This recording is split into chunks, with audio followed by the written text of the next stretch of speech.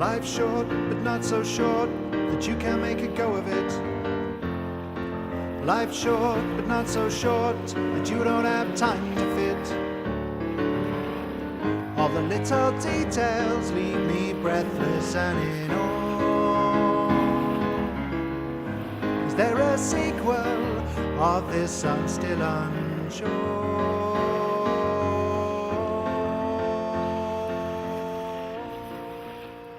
When I was little, we used to spend whole summers down on the sandy beaches, and we used to dig big holes in the sand and put little tables and chairs. We used to make them all and decorate it and make our house for the summer. And I just thought it'd be brilliant if you could actually really do that and just live on the beach. I carve my space on the beach, dig a hole, just big enough for me. Lay driftwood in my sandy hearth, tile walls with sea-smooth stones. Shape chair, table, bed covered with seaweed. Then I lie back, listen to the waves, and imagine the tide will never come in. The sea is a metaphor that's running through a lot of my work. It's not all autobiographical though. Quite often when I write, it's something that I've observed or something that has happened. I think love's very important, and actually that's possibly why I write a lot about relationships and things. I think people as well. I mean, I get fascinated by the way people interact and how they deal with different situations. And you know, I love to sit and listen to other people's conversations and things, and be a fly on the wall.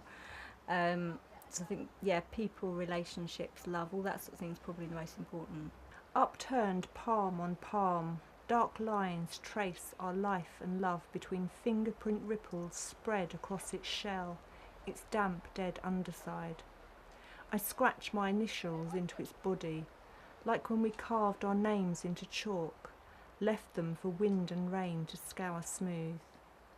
Our edges are skin thin, flaking and split, and I say to you, take a deep breath, inhale the cool salt water, taste it on your tongue, in your lungs, and listen to me. Listen to me. I started writing poetry when I was very little at school. Then when I was a teenager, wrote loads of angst-ridden, nobody understands me, dreadful poetry. I stopped writing sort of when I had my son. Then as my son got a bit older, I found I had a bit more time on my hands, and I went and did a creative writing course, and suddenly realised actually I enjoy doing this. I then went on to study at Kent Uni, did the certificate in practical and imaginative writing, and then carried that on to do the degree. As you look out, you can see through all the balconies of the beach huts that are sort of in a row next to it, and there's all these lines and angles that fit together and sort of seem to slot together. Kind of about how you have to fit people into your lives and how your expectations of how you should fit into their lives aren't always the same as their expectations. It's never ending. Squares within squares neatly slot into place. I fall between the gaps, catch my breath on the perpendicular. You force me into the tiny space between one breath and the next. Small slivers of daylight shining through this strange geometry.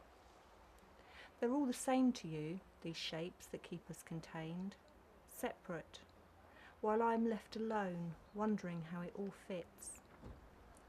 If I shift my perspective, angles wedge themselves tightly together, try to inhabit the same space. Their corners and lines define us, stop us stepping over the edge.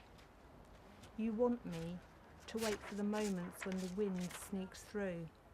Instead, I want you to smash this place, leave it splintered on the sand, expose us to the elements.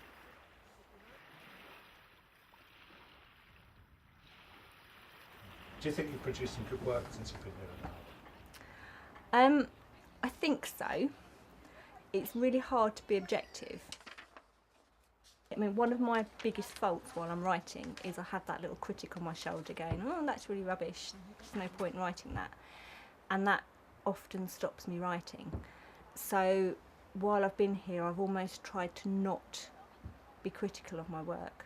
So I think there's some good stuff in there, but I haven't actually looked at it closely enough, because if I did and thought it was rubbish, it would stop me writing. So I'm trying just to not do that until the end of the residency. Tonight you study yourself in the mirror, angles and lines blurred by dimness. Your face shadows, your eyes hold all the darkness I could dream of, and I wonder what comes next. I'd forgotten you knew how to cry. I remember when my stumbling pencil captured your body, you fidgeted and complained. While I drew, the shape of you moved beneath my hands, the heat of skin, the weight of muscle pressed into paper. Even now, I rest my lips on those clumsy lines and feel your warmth. Even now, I look at you in this light, and you are beautiful.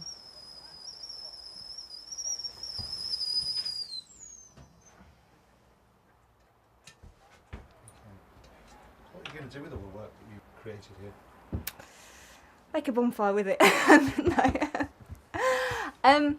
I shall work on it and try and polish it up, and see if I carry on writing. I mean, this has given me the drive. When I finish here, I'm going to try and carry on that stream of writing that's happening at the moment, and then try and get it together in some form of collection, hopefully. Time flies at such immense speeds, it's best to let go of it.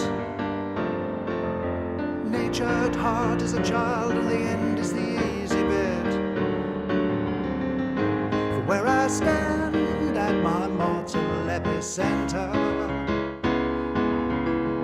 I can see there's more, but I still want adventure.